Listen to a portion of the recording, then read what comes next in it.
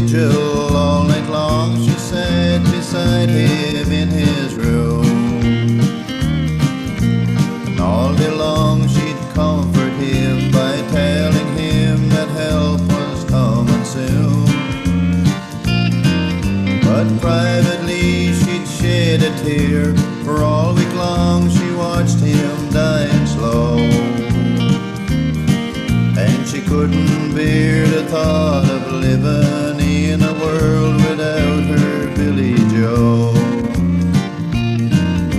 Across the hall a Wino lay torn by misery and pain, and he longed to feel his strength return so he could see young Billy Joe again.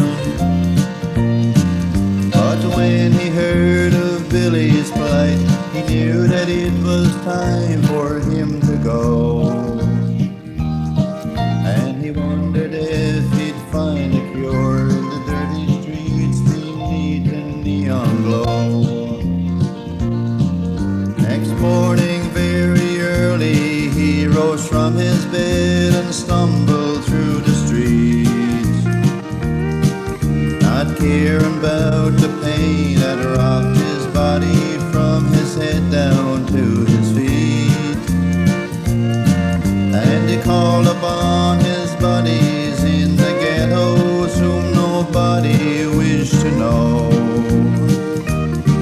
and he asked them for the gift of life.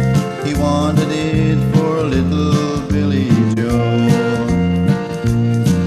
He said, I don't need one nor the alley, for your blood is much like mine.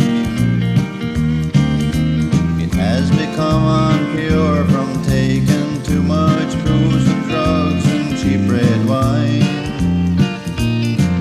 He said, I'm calling on the bums who's living where no decent folks will go. For inside your unclean bodies you may have the blood to save young Billy Joe. In just a few short hours telephones began to ring out at St. Paul,